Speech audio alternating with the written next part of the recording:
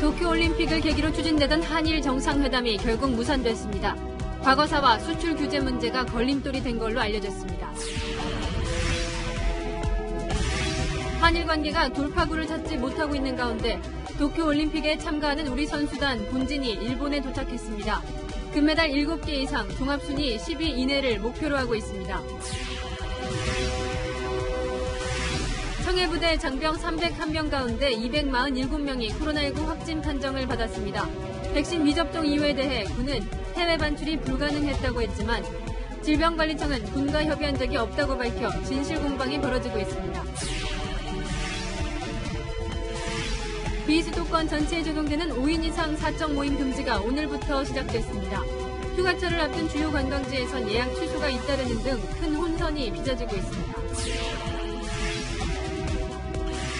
윤석열 전 검찰총장이 대검 중수과장 시절 중견건설사 회장으로부터 골프 접대와 향응을 받았다는 의혹이 제기됐습니다.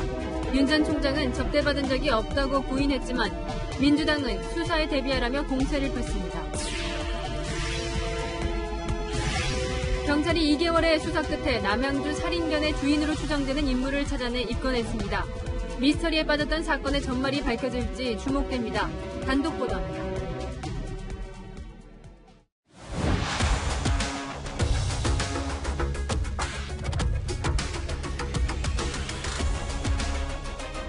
뉴스의 동정민입니다. 청와대가 조금 전 문재인 대통령의 도쿄올림픽 개막식 참석이 무산됐다고 공식 발표했습니다. 따라서 한일 정상회담도 불발됐습니다. 이 파장은 적지 않을 걸로 보입니다. 이 한일 관계는 최근 2년간 악화일로를 걸어왔는데요. 올림픽을 띄우기 위해 해외 정상에 참석이 필요했던 이 일본 스가 정부와 임기 말 관계 개선의 의지를 보여온 문재인 정부. 개최를 나흘 앞둔 오늘 오전에도 논의를 이어갔지만 끝내 이견을 좁히지 못했습니다. 자, 이 어렵사리 맞은 기회마저 사라지면서 이 당분간 양국은 출구를 찾기 어렵게 됐습니다. 김성규 기자가 시작합니다. 오는 금요일 도쿄올림픽 개막식에 맞춰 추진됐던 문재인 대통령의 일본 방문과 한일 정상회담이 최종 무산됐습니다. 문재인 대통령은 도쿄올림픽 개기 방해를 하지 않기로 결정했습니다. 청와대는 문 대통령의 방해를 위해서 국민이 납득할 성과가 전제된 한일 정상회담을 강조해왔는데 결국 일본과 합의에 이르지 못한 겁니다. 상당한 이해의 접근은 있었지만 정상회담의 성과로 삼기에는 여전히 미흡하며 그 밖의 재반 상황을 종합적으로 고려하여 이와 같이 결정하였습니다. 그 밖의 재반 상황은 방위백서를 통한 일본의 독도 영유권 주장, 문 대통령의 외교 행보에 대한 토마히로 이사 주한 일본 대사관 총괄공사의 성적 표현에 빗댄 폄훼 표현 등을 뜻하는 것으로 보입니다. 청와대 고위 관계자는 부정적인 국민 정서 등도 감안됐다고 말했습니다. 민주당 지도부도 문 대통령의 방일에 부정적이었습니다. 문재인 대통령의 올림픽 개막식 축가만을 위한 참석은 일본 내 불신이 최고치인 스가 정부의 병풍만 될 뿐이라고 생각합니다. 다만 청와대 핵심 관계자는 문재인 대통령은 여전히 한일 관계 개선에 대한 의지가 강하다며 정치는 생물이니만큼 한일 관계가 끝났다고 단정적으로 보진 말아달라고 밝혔습니다. 채널A 뉴스 김성규입니다. 끝내 회담이 무산된 이유가 뭘까요? 저희 취재 결과 일본의 수출 규제 해제 문제와 이 과거사 문제가 걸림돌이었습니다. 회담 무산의 막전 막후를 이현수 기자가 전해드립니다. 한일 정상회담이 또다시 무산된 데는 과거사 문제와 일본의 수출 규제 강화 조치 해제가 걸림돌이었습니다. 일본 정부는 오늘 점심 무렵 이 두 가지 문제에 대한 최종 입장을 전달했는데 기존 입장과 크게 다르지 않았던 것으로 알려졌습니다. 우선 강제징용 배상 문제와 위안부 문제에 있어선 한일 양국 간 서로 다른 입장만 확인하는 수준이었습니다. 日本国政府が韓国の裁判権に服することは認められないというのが我が国の一貫した立場でありますから、したがって日本政府は控訴する考えはない。 일본의 수출 규제 해제에 있어서도 우리 정부는 첫 강화 조치가 있었던 지난 2019년 7월 1일 이전으로 돌아간다는 점을 명시하길 원했지만 일본 정부는 명시에 미온적이었습니다. 이 조치가 유지되는 데 대해서 유감의 뜻을 표명을 하였고 일본 수출 규제 조치의 조속한 철회를 촉구하였다. 改善はされてきているという私は評価をしておりますけれども、国際合意に基づく見直しは国際社会の一員として当然の義務であると考えております。 여기에 주한 일본 대사관 총괄공사의 부적절한 성적 발언까지 더해지면서 국민 정서가 나빠지자 청와대는 오늘 오후 수석보좌관 회의가 열리기 직전 일본 방문을 하지 않기로 최종 입장을 정했습니다. 다만 한일 양국은 외무장관 채널을 통해 정상회담을 계속 추진하기로 했습니다. 채널A 뉴스 이현수입니다. 한일 정상회담은 무산됐지만 우리 대표팀은 오늘 일본에 도착했습니다. 입국장을 빠져나오는 데만 3시간이 걸렸는데요. 그렇다고 공항 방역이 치밀한 것도 아니었습니다. 도쿄에서 김범석 특파원이 이어갑니다. 비행기에서 내렸지만 이동 통로에 줄지어 앉은 선수들.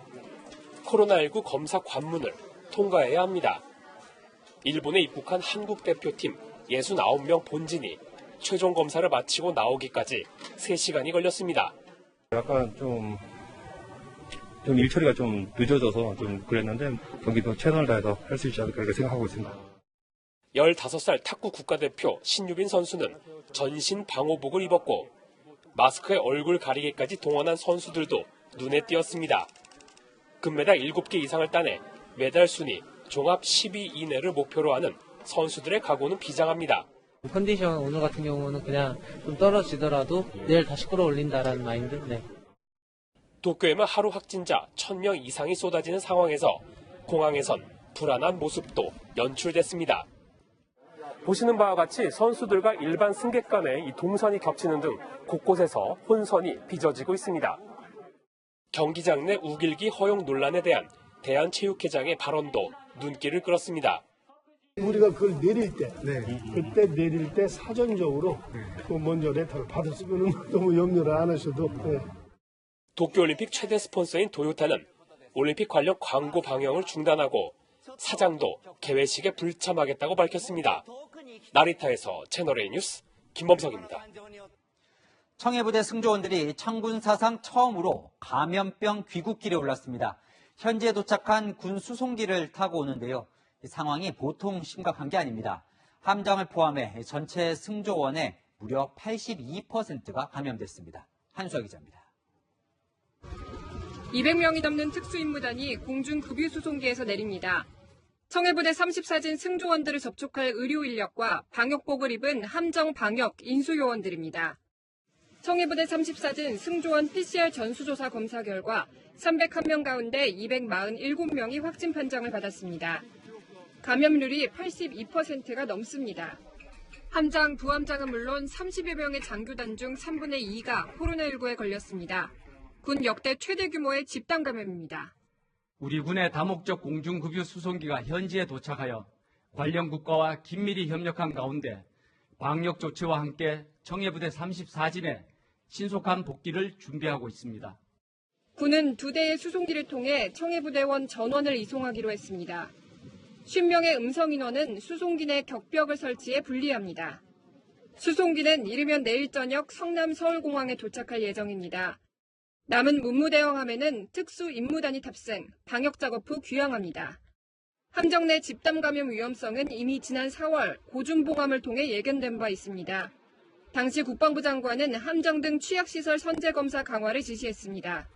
그러나 청해부대 34진에서는 첫 증상자 발생 후 11일이나 지나서야 PCR 검사를 실시해 늑장 대처 논란을 피하기 어려울 것으로 보입니다. 채널A 뉴스 한수아입니다. 청해부대원들에게 백신을 못 보냈던 이유가 대체 뭐냐? 질타가 쏟아졌죠. 군은 해외에서 들여온 백신은 해외 반출을 할 수 없기 때문이라고 해명해 왔는데요. 질병관리청이 우리 군인에 대한 접종은 문제 없을 것 같다며 다른 소리를 했습니다. 군이 책임을 모면하려고 거짓 해명을 했던 건지, 군과 방역당국이 책임 공방을 벌이는 건지, 무엇이든 국민은 속 터질 노릇입니다. 허욱 기자가 보도합니다. 국방부는 청해부대 장병들에게 보관이 용이한 얀센 백신을 접종하지 않았냐는 지적에 질병관리청이 30세 이상만 접종토록 해 전체를 접종할 수 없었다고 밝혔습니다. 또 얀센을 해외로 보내려면 별도 협의가 필요하고 접종 후 이상 반응에 대해 대응도 어려워 얀센을 보내지 않았다고도 설명했습니다. 하지만 질병관리청은 애초에 백신 국외 반출에 대해 논의한 바 없다고 일축했습니다. 질병청이 국외 반출이 안 된다라고 얘기한 거는 합참의 사실 확인이 필요한데요. 저희가 아직 그 국외 반출 관련해서 세부적으로 논의한 적은 없었습니다. 해외 장병도 우리 군인이기 때문에 제약사와 협의하면 백신을 보내는 건 문제가 없을 것이라고도 밝혔습니다. 오히려 백신을 보내지 못한 건 군이 비행기를 통한 배송, 유통 문제 등을 어려워했기 때문이라고 주장했습니다. 백신의 그 유통에 대한 문제나 이런 부분들이 어렵다라고 판단이 돼서 백신을 공급하지 못한 걸로 그렇게 판단하고 있습니다. 또 청해부대가 당장의 감염 여부를 알기 힘든 신속 항체 검사 키트를 갖고 갔다는 보도에 대해 자가 검사용으로 허가받은 항체 키트는 없고 세부 내용은 확인하기 어렵다며 선을 그었습니다. 국방부 관계자는 해외 장병의 백신 반출이 어렵다는 걸 질병관리청과 논의한 게 맞다고 재차 반박했습니다. 채널A 뉴스 허욱입니다. 이렇게 나라를 지키러 떠난 우리 장병들을 나라가 지켜주지 못한 그 책임론이 제기되기 시작했습니다. 야당은 군 통수권자인 대통령 책임론을 언급하며 사과를 요구했습니다. 이민찬 기자입니다. 국민의힘은 청해부대 집단 감염의 책임이 문재인 대통령에게 있다고 날을 세웠습니다. 대한민국 국군 통수권자는 무엇을 하고 있습니까? 책임을 물어야 합니다. 군의 백신 접종 개시 전에 청해부대가 출항하긴 했지만 정부가 관심만 가졌다면 청해부대 장병들도 백신을 맞을 수 있었을 거란 겁니다. 대통령의 대국민 사과와 서우 국방부 장관의 경질도 요구했습니다. 청해부대만 접종이 안 된 겁니다. 이건 우선 접종 대상하기로 해놓고 후순위로 뺐다는 겁니다. 소 잃고 외양간도 못 고치는 정부가 된 겁니다. 국민의당도 정부의 직무 유기라며 비판에 가세했습니다. 언제부터 국가안보의 기본인 군 장병이 백신 접종의 사각지대가 될 정도로 대한민국이 허술하고 허접한 나라가 됐습니까? 정부가 사태를 수습하면서 수송 작전명을 공개한 것에 대한 비판도 이어졌습니다. 삼성 장군 출신의 신원식 국민의힘 의원은 은밀성이 생명인 작전명을 홍보하니 엽기도 이런 엽기가 없다고 지적했고 국방위원장을 지낸 유승민 전 의원도 아무리 급해도 특수작전명을 공개하는 나라가 세상에 어디냐고 꼬집었습니다. 작전명이 사전에 노출되면 무장단체 공격에 취약해질 수 있다는 겁니다. 더불어민주당은 사후 조치의 만전을 기해달라면서 대통령 책임론엔 선을 그었습니다. 송영길 민주당 대표는 군 당국을 향해 이번 사태에 안일한 부분이 없었는지 철저히 규명하고 재발 방지에 힘써달라고 당부했습니다. 채널A 뉴스 이민철입니다. 오늘 신규 확진자는 1,252명, 일요일 기준으로는 역대 최대치입니다. 확진자 1명의 감염력을 보여주는 감염 재생산 지수도 3주 연속 1을 넘고 있습니다. 비수도권으로 확산세도 무섭습니다. 이번엔 강릉에서 함께 훈련하던 연세대와 광운대 아이스하키 팀에서 31명이나 확진자가 나왔습니다. 잠시 후 전해드리겠지만 강릉은 비수도권 지역 중 처음으로 거리두기 4단계가 적용됩니다. 먼저 전국 집단 감염 상황 여현교 기자가 정리했습니다. 연세대 아이스하키팀 소속 선수가 확진된 건 지난 17일. 오늘까지 누적 확진자가 10명으로 늘었는데 광운대 아이스하키팀에서도 21명이 확진됐습니다. 두 학교 아이스하키팀은 지난 13일과 14일 강릉시에서 함께 훈련을 했습니다. 이틀간 강릉 아이스링크에서 연습 경기도 했습니다. 전지훈련으로 장시간 체류하며 마스크 착용이 어려운 음식이나 음주 섭취, 사우나를 함께 한 것으로 보고 조사 중에 있습니다. 교육부는 지난 12일 전국대학에 운동부 훈련 자제를 당부하는 공문을 보냈습니다. 하지만 두 대학 측은 해당 공문이 수도권 4단계 격상에 관한 내용이라 당시 거리두기 1단계였던 강릉에서의 훈련은 계속 진행했다고 밝혔습니다. 당시 강릉시는 강화된 1단계를 적용하고 8명까지만 사적 모임을 허용했는데 당시 선수들이 이 수칙을 어기고 음주 등을 했는지도 조사 중입니다. 비수도권에선 집단 감염이 잇따르면서 하루 전체 확진자에서 차지하는 비중이 처음으로 30%를 넘어섰습니다. 충북 단양 소백산 국립공원 북부사무소에선 직원 14명과 가족 4명이 확진돼 사무소가 폐쇄되고 관광시설 출입이 통제됐습니다. 대전에선 태권도 학원발 누적 감염자가 66명으로 늘었습니다. 한편 전국 고교 3학년생과 교직원 등 65만 명을 대상으로 한 화이자 백신 1차 접종도 오늘부터 시작됐습니다. 채널A 뉴스 여영규입니다. 강원도 강릉은 오늘부터 수도권과 마찬가지로 저녁 6시 이후 모임 인원이 2명으로 제한될 뿐만 아니라 더 강력한 조치가 하나 더 적용됩니다. 오후 10시까지는 손님을 받을 수 있는 수도권과 달리 강릉에서는 8시부터 손님을 들일 수 없습니다. 사실상 셧다운 상태에 들어간 강릉시 모습, 강경모 기자가 보여드립니다. 음식점 정문에 임시 휴업을 알리는 안내문이 붙어 있습니다. 평소 점심을 먹으러 나온 직장인과 학생들로 북적이던 거리는 한산하다 못해 텅 비었습니다. 오가는 차량 대신 배달 오토바이만 간간히 지나갈 뿐입니다. 거리두기 4단계 발효 하루 만에 강릉 번화가 모습이 완전히 바뀐 겁니다.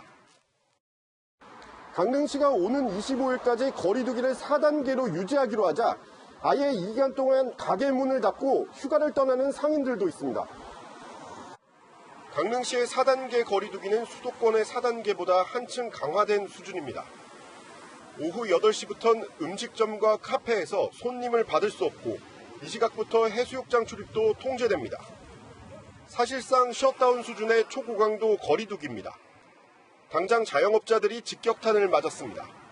갑자기 4단계를 올라가니까 또 오는 우리 직원들은 그냥 안 나오게 할 수도 없는 거고 또 거기는 자택사제 제한하는데 화르기 때문에 살아있다고 보장도 못하고요. 속은 상하지만 단계를 좀 강화해서 빠른 시간 내에 빨리 잡았으면. 근데 너무 시간을 줄여놓은 거는 이거는 힘든 것 같아요. 너무.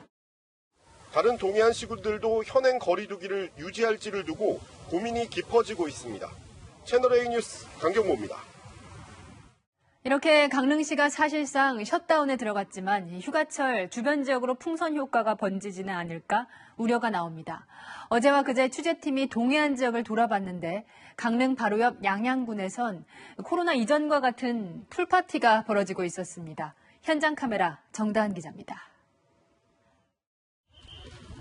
해수욕장 개장 후 첫 주말을 맞아 강원도 강릉시는 사회적 거리두기를 선제적으로 격상했습니다. 해수욕장에서 방역은 어떻게 지켜지고 있을지 현장으로 갑니다.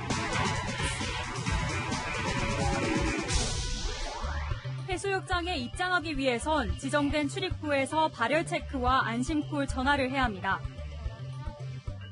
드론까지 띄워 마스크 착용 안내 방송을 하지만 마스크 착용과 사회적 거리두기를 실천해 주시기 바랍니다. 백사장에선 마스크를 쓰지 않은 채 해수욕을 즐기는 사람들이 여럿 목격됐습니다. 소리나는 게 당연한데 이게 소재니까. 밤이 되자 집합금지 명령도 어긴 채 여럿이 야외에서 술판을 벌였습니다. 우리의 사랑을 취객이 출동한 경찰을 폭행해 연행되기도 합니다. 사회적 거리두기 4단계인 강릉시와는 달리 차로 30분 정도 거리에 있는 강원도 양양군은 현재도 2단계입니다. 그래서 강릉에서 양양으로 원정 유흥이 가능합니다. 젊은 층이 많이 찾는 양양군 인구해변 근처 술집에선 수십 명이 잔을 들고 춤을 추면서 풀파티를 하고 있습니다. 턱에 마스크를 걸치거나 아예 마스크를 하지 않은 모습입니다. 이 안에서 마스크 안 써도 되나요? 아니요, 얼른 써야죠. 근데 이게 물 들어가고 이래서 우리가 계속 통제를 할 수 없어. 영업 제한 시간을 넘겨서 영업하는 술집들이 많아서인지 젊은이들의 거리엔 밤이 될수록 인파가 더 몰렸습니다. 밤 12시가 넘은 늦은 시간에도 이렇게 많은 사람이 모여서 술자리를 이어가고 있습니다. 단속은 제대로 이뤄지지 못하고 있습니다. 거기는 그 마을에서 운영하는 거거든요. 그래서 마을에서 이런 단속도 같이 해야 되는데 강원 동해안 82곳의 해수욕장이 개장한 지난 첫 주말 19만 명의 피서객이 찾았는데 방역 지침을 무시하는 듯한 모습은 곳곳에서 펼쳐지고 있었습니다. 현장 카메라 정다은입니다. 동해안 지역뿐만 아니라 전국 휴양지가 휴가철을 임박하고 내려진 거리두기 조치에 혼란입니다. 오늘부터 전국 모든 지역에서 5인 이상 사적 모임은 금지되죠. 예약 취소와 환불 조치가 빗발치는 현장, 공국진 기자가 취재했습니다. 리조트 입구에 수영장 개장을 알리는 현수막이 붙어 있습니다. 하지만 주차장엔 차량들을 찾아보기 힘듭니다. 정부가 비수도권까지 5인 이상 사적 모임을 전면 금지하면서 줄줄이 예약이 취소된 겁니다. 예약 취소가 잇따르면서 이곳 리조트 수영장은 한낮에도 이용자를 찾아보기 어렵습니다. 30%, 크게는 50%까지 취소가 나오고 있습니다. 관리비나 직원 월급 같은 경우에도 현재 좀 심각한 상태입니다. 계룡산 펜션들도 상황은 마찬가지입니다. 최대 16명이 숙박 가능한 객실이 있는 이 펜션은 어제 하루에만 이달치 예약 13건이 취소됐습니다. 예약금 환불 과정에서 손님과 실랑이를 벌일 때도 많습니다. 소비자들은 100% 환불 원하고 저희는 100%는 해줄 수 있는 상황이 아니고 그러니까 서로 이런 논쟁 때문에 너무 지금 진이 빠져요. 전액 환불을 해주면 숙박업주가 예약 사이트 등에 선지급한 수수료만큼 손해를 보기 때문입니다. 울며 겨자 먹기로 위약금을 안 받는 곳도 있습니다. 그분도 원해서 그런 게 아니기 때문에 방침이 그렇게 내려오다 보니까 괜히 거기서 또 수수료를 떼면 그분들도 속상하고. 앞서 공정거래위원회는 숙박업계에 모임 제한 기준을 지킬 수 없어 예약을 취소 변경할 때는 위약금을 물리지 말라고 공고했습니다. 하지만 강제성이 없어 당분간 관련 분쟁이 계속될 전망입니다.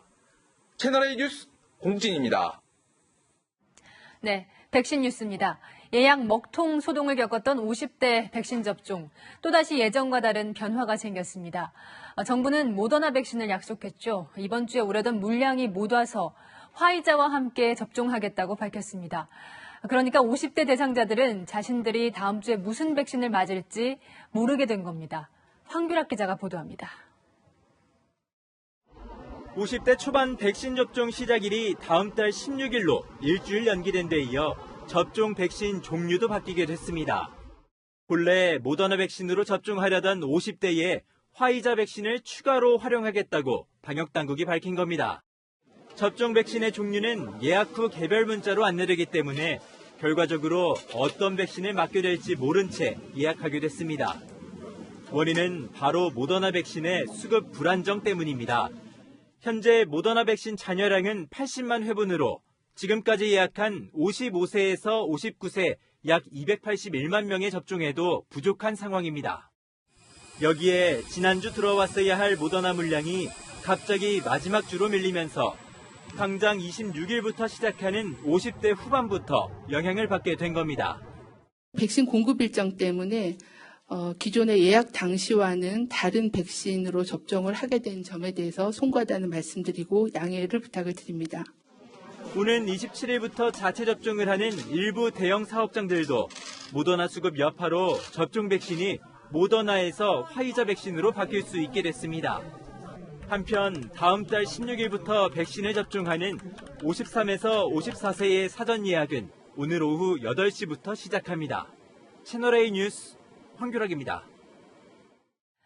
고무줄 방역 조치라는 문제가 제기됐던 민노총 집회 참석자 중 코로나 확진자가 3명 나오며 집회에서 감염됐는지가 논란입니다.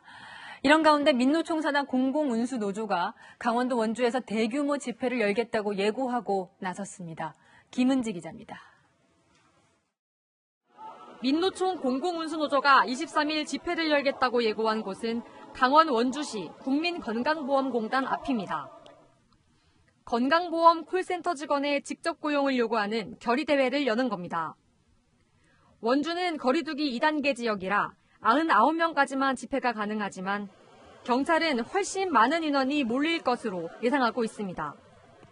앞서 지난 3일 서울 도심 민노총 집회 참석자 중 발생한 확진자 3명도 이번 집회를 여는 공공운수노조 사무처 소속입니다. 하지만 주최 측은 아직까지 경찰의 집회 취소 의사를 밝히지 않은 걸로 알려졌습니다.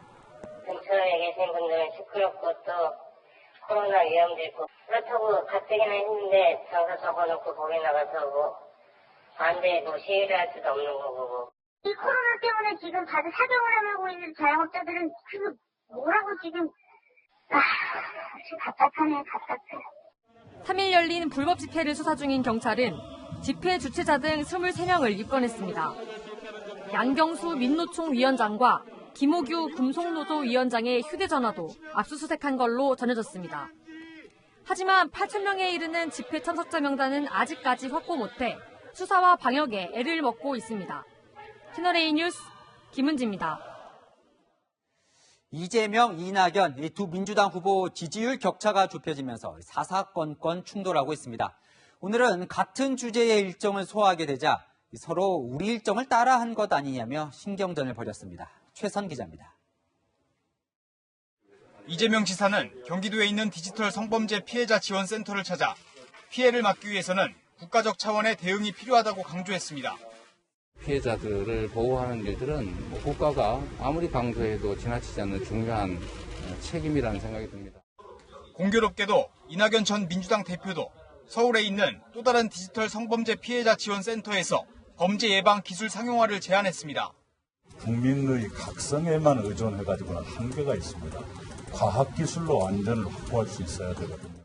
동시에 같은 일정으로 여성표 공략에 나서면서 두 캠프는 서로 일정을 따라한 것 아니냐며 신경전을 벌였습니다. 범여권 후보 적합도 여론조사에서 이 지사와 이 전 대표의 지지율이 한 달 전 20.3%에서 오차범위 내 격차로 좁혀지면서 양측의 난타전은 더 거세졌습니다.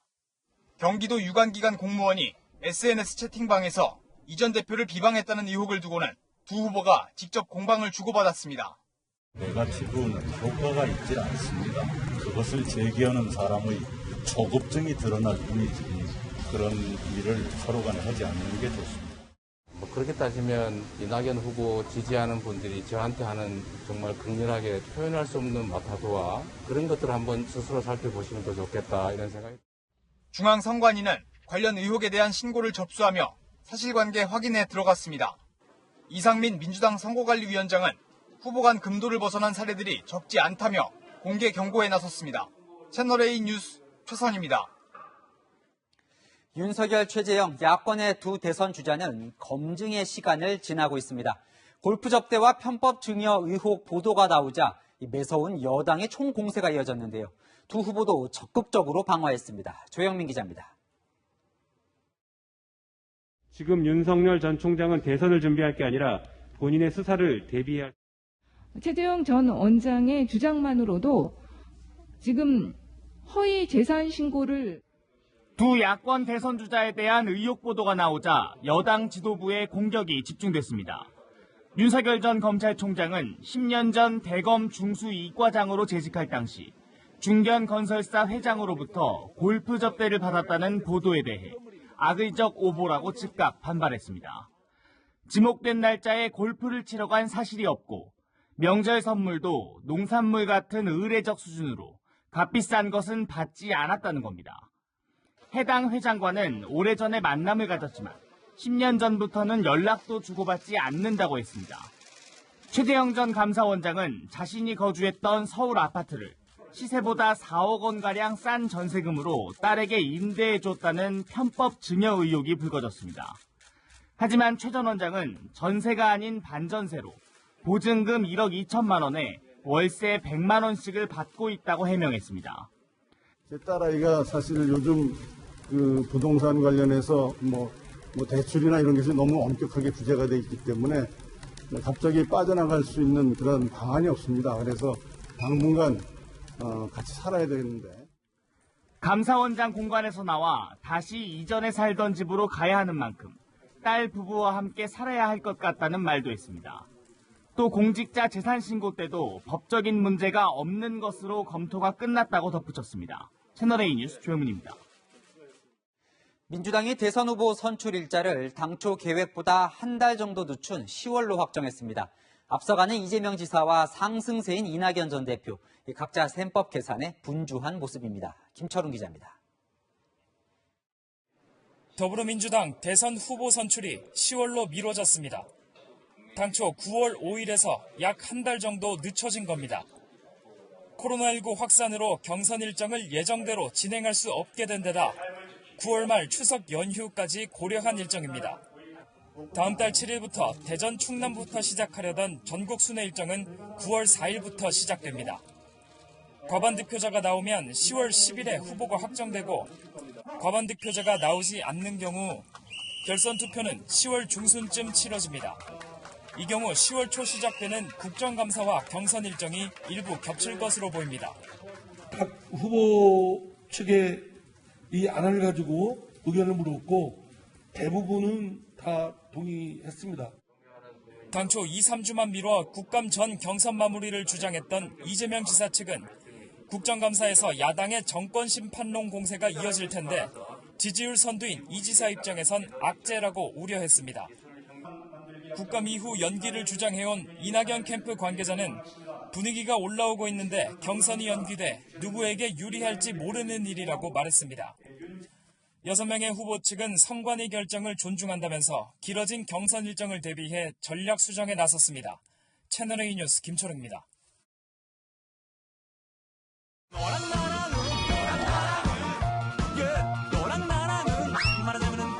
여랑야랑 정치부 김민지 기자와 함께합니다. 첫 번째 주제 보여주시죠.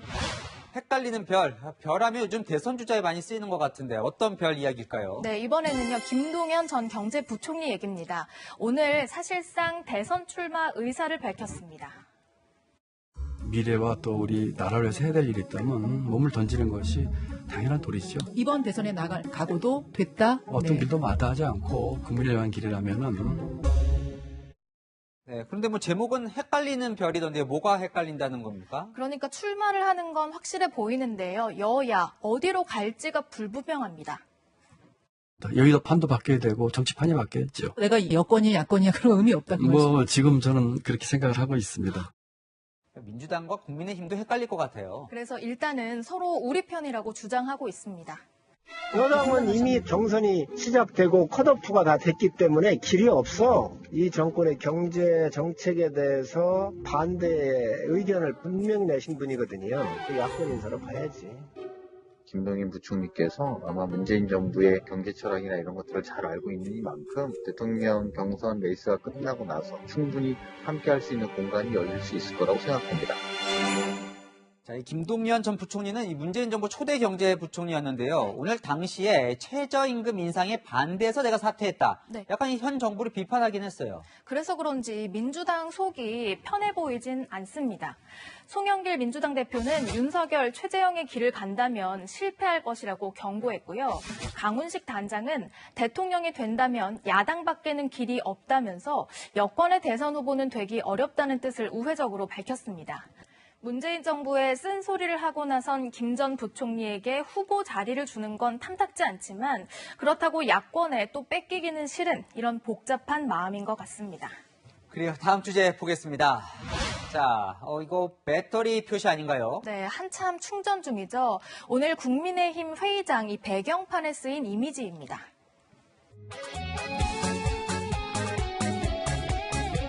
배터리 그림 보고 뭔가 하시는 분들이 있을 겁니다. 지난주 최재형 전 감사원장의 입당을 시작으로 한 분 한 분 사람이 모이고 있는 것을 로딩 중이라고 표현한 것입니다. 더 많은 대선주자들과 함께 완전 충전된 상태로 대선 경선을 칠 수 있도록 하겠습니다. 뭐 당 밖에 있는 주자들 빨리 들어오라는 압박인가요? 아니면 들어와 달라는 구애인가요? 그 둘 다이겠죠. 사실 취임 한 달을 지나면서 이준석 열풍이 정체기인데요. 빨리 대선 국면으로 전환해서 당 밖에 있는 인사 영입에 속도를 내려는 의지로 보입니다.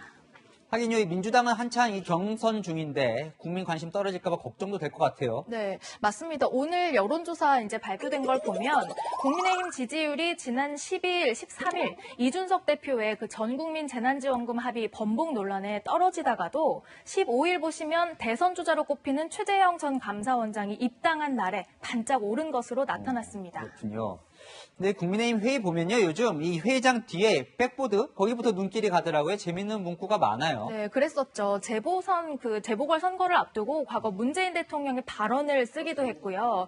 코로나 국면에서는 대통령을 찾거나 대통령의 캐치프레이즈를 바꾼 문구를 넣기도 했습니다. 이 정부를 비판한 내용이 그동안 대부분이었는데 이번엔 좀 바뀌었네요. 네, 정권의 잘못을 비판하면서 얻는 반사이익만 노리기보다는 스스로의 힘을 충전하는 게 국민의힘도 우리 정치도 발전하는 길이 아닐까 싶습니다.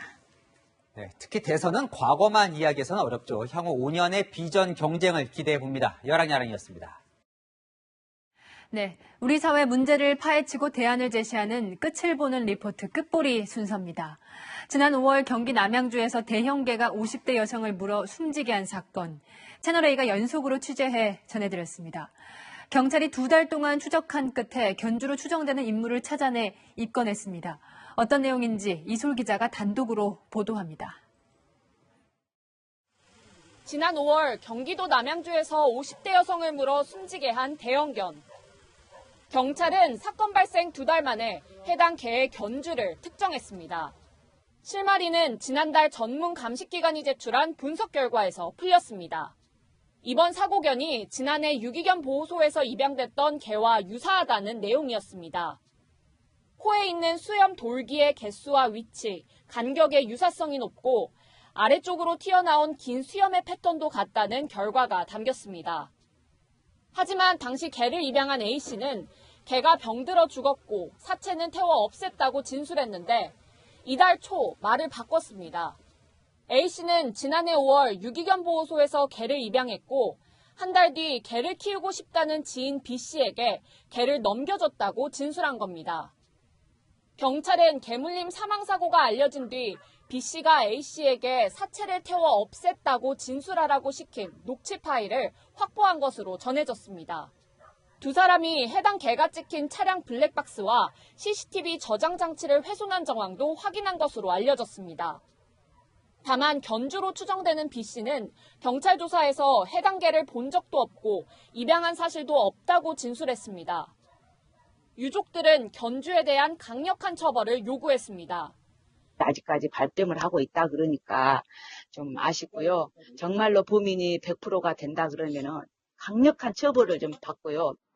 경찰은 B씨를 과실치사와 증거인멸 교사 혐의, A씨는 증거인멸 혐의로 이르면 이번 주 검찰에 넘길 예정입니다. 채널A 뉴스 이솔입니다.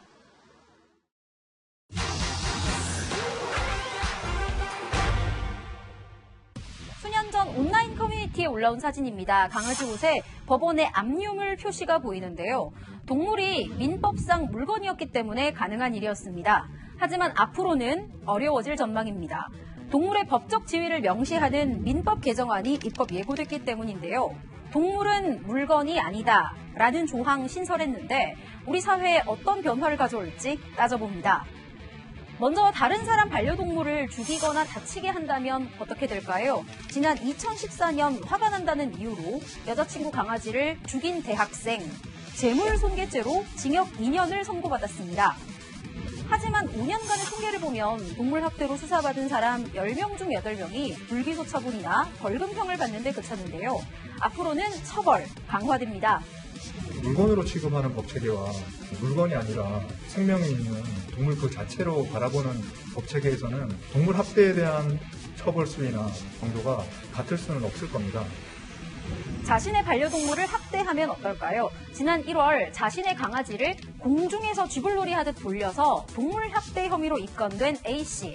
지자체가 반려견을 격리했지만 소유물을 포기하지 않아서 반환했는데요. 동물보호단체는 소유권을 박탈할 수 있는 근거가 마련됐다고 주장합니다.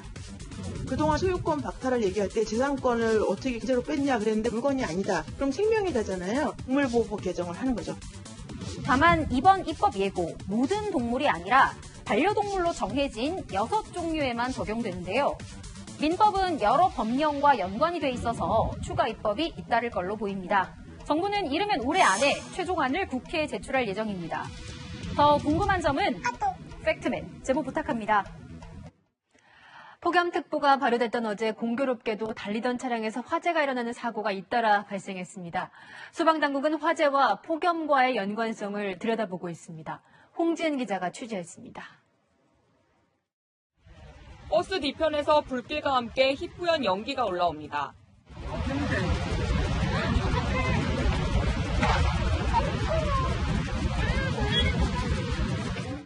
얼마 지나지 않아 강한 폭발음이 들립니다. 경기도 부천에서 주행 중이던 시내버스에 불이 난 건 어제 오후 3시 27분쯤. 불길은 10분 만에 잡혔고 운전기사와 승객 등 6명은 곧바로 대피해 인명피해는 없었습니다. 이 사고가 있기 1시간 전쯤 서울 여의도동. 도로에 세워진 승합차 앞쪽에서 연기가 올라옵니다. 소방대원이 특수 소화용액을 집중 분사하자 차량 밑으로 하얀 거품이 뿜어져 나옵니다. 유류 화재 현장에서 물 대신 거품을 덮어 불길 확산을 막는 겁니다. 이 화재 역시 10분 만에 진화됐고 인명피해는 없었습니다. 어제 비슷한 시각에 연달아 발생한 차량 화재는 모두 엔진룸에서 불이 시작됐습니다.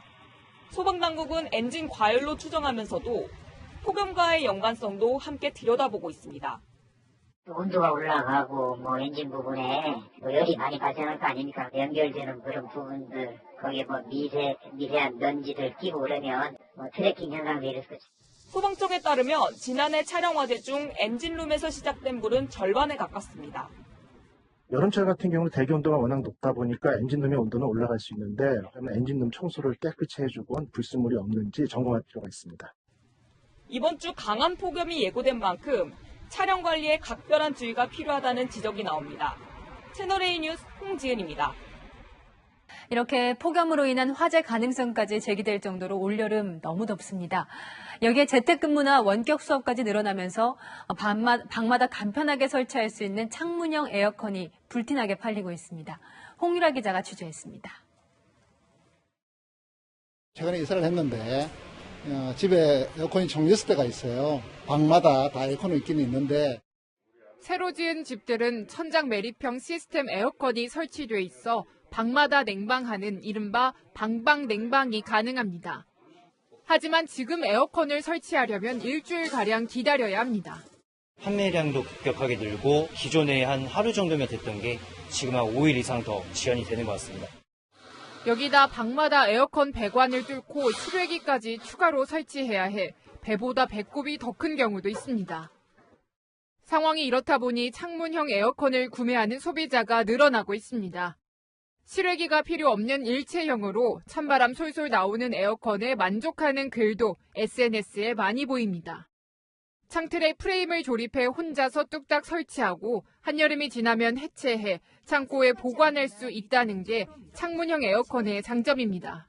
까다로운 설치 필요 없이 간단한 설치와 해체가 가능한 온라인 쇼핑몰에선 창문형 에어컨 매출이 1년 전보다 6배, 15배씩 껑충 뛰었고 처음엔 중소기업이 주로 생산했지만 요즘은 삼성전자 같은 글로벌 대기업도 창문형 에어컨 시장에 뛰어들고 있습니다. 코로나19 장기화로 찜통 더위 속 집콕 시간이 늘다 보니 에어컨 시장도 새로운 변화를 맞이하고 있습니다. 채널A 뉴스 홍유라입니다. 요즘은 교통사고 난 후 자동차 보험으로 한의원 치료 받는 분들 많으시죠? 하지만 내년부터는 보험 적용이 한층 깐깐해집니다. 박지혜 기자가 설명합니다. 교통사고 전문 한방병원 홈페이지입니다. MRI 검사부터 침뜸과 추나 치료까지 외상 없이도 진료가 가능하다고 설명합니다. 지역 한의사협회는 자동차 보험으로 본인 부담 없이 치료를 받으라고 권합니다. 침뜸 치료는 물론 한방무리 치료, 추나 치료까지 자연 친화적으로 치료 가능합니다. 본인 부담금 없이 전국 한의원 어디서나 조기 치료하세요. 상황이 이렇다 보니 지난해 기준으로 교통사고 후 양방병원보다 한의원을 찾는 환자가 더 많습니다. 교통사고 진료비 청구액도 양방병원을 앞지를 기세입니다. 진료속도가 3배 이상 더 빠르고요. 아마 올해 같은 경우에 이제 한방치료가 양방치료 좀 넘어가지 않을까. 문제는 한방치료의 경우 시술과 투약 기준이 모호하고 과잉 처방 논란이 있다는 겁니다. 실제로 양방약제는 적용 대상과 용량이 의료 수가 기준에 세세하게 규정돼 있습니다.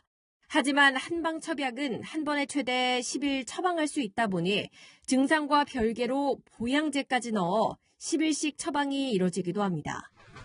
침술과 부항, 약침, 추나 등 8가지 진료를 하루에 한 번에 다 받아도 적절한지 기준 자체가 없습니다. 결국 국토교통부는 자동차 보험 진료수가 심의기구를 설치키로 해 내년 1월부터 한방치료 가능 기준을 보다 깐깐하게 따지기로 했습니다. 환자 증상과 질병에 따라 한방 처약 기준은 세분화하고 약침, 다중 시술 범위도 명확히 해 과잉 진료를 줄이겠다는 게 정부 계획입니다. 채널A 뉴스 박지혜입니다. 유럽의 코로나 확산세가 다시 심상치 않습니다. 유럽 축구 선수권 대회 우승국 이탈리아는 물론 준우승국 영국까지 확진자가 늘고 있습니다. 서채리 기자입니다. 이탈리아 축구 대표팀을 태운 버스가 들어오자 수천 명의 시민들이 환호성을 지릅니다. 길거리는 온통 노마스크 차림으로 즐거워하는 인파로 가득합니다. Now couldn't be happier. Just especially with the pandemic, everything going on in the world right now, just a way to celebrate, you know? 그러나 53년 만에 우승 뒤풀이는 코로나 청구서로 돌아왔습니다. 지난 12일부터 어제까지 이탈리아 신규 확진자는 큰 폭으로 증가해 3,000명을 넘겼습니다. 지난 5월 이후 최고치로 평균 연령은 28세에 불과합니다. 영국의 유명 관광지엔 늦은 밤에도 노마스크 시민들로 북적입니다. 봉쇄 해제를 하루 앞두고 코로나 독립선언을 미리 만끽하는 중입니다. We're going tomorrow into step 4. We're doing a big opening up. And that's quite right. If we don't do it now, then we'll be opening up in the autumn, the winter months when the virus has the advantage of the...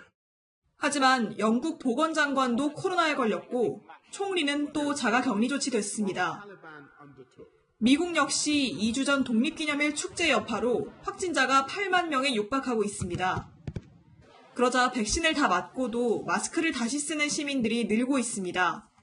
Yeah, I think masks are a good idea. 많은 사람들이 모이는 행사 뒤엔 어김없이 코로나가 몰려왔습니다. 무관중이라고 해도 도쿄올림픽에 대한 우려가 커지는 이유입니다. 채널A 뉴스 서채리입니다. 중국의 아파트 단지에서는 심야에 난투극이 벌어졌습니다. 발단은 주차 요금이었습니다. 김윤수 기자입니다. 중국 충칭시에 위치한 15,000세대 규모의 대형 아파트 단지. 어둠이 깔리자 수천 명의 입주민들이 거리로 쏟아져 나옵니다. 도로 위를 막고 있던 버스를 에워싸더니 곧 싸움이 벌어집니다. 격투기를 연상케 할 정도의 주먹 다짐이 이어지고 콘크리트 바닥에 내동댕이 쳐지는 사람도 보입니다. 심야 집단 난투극의 발단은 갑작스런 주차요금 징수였습니다. 2년 전 입주할 당시엔 주차요금이 없었는데 갑자기 주차장 관리업체가 매달 270위안 47,600원씩 받겠다고 일방적으로 공지한 겁니다. 그리곤 수백 명의 경비원을 아파트에 배치해 주차료 납부 여부를 감시하자 주민들이 발끈했습니다.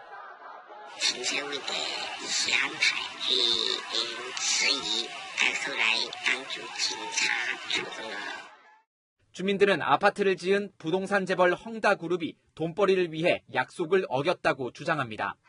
과도한 부채로 위기에 빠진 헝다그룹이 주차장 운영권만 떼어내 다른 업체에 팔아 넘기면서 돌연 주차요금이 유료화됐고 이로 인해 주민들만 손해를 보게 됐다는 겁니다.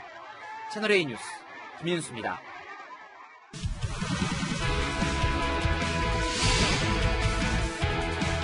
안녕하세요. 스포츠 뉴스입니다. 올림픽에서 항상 개막식보다 먼저 열리는 경기가 있죠. 바로 축구인데요.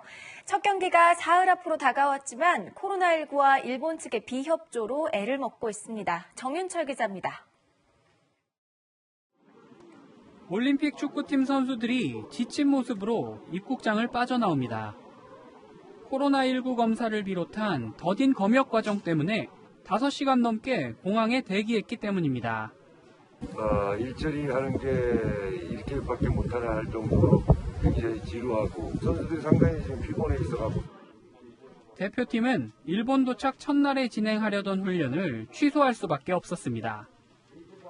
조별리그 1차전이 열리는 가시마에서 실시한 첫 훈련도 순탄치 않았습니다.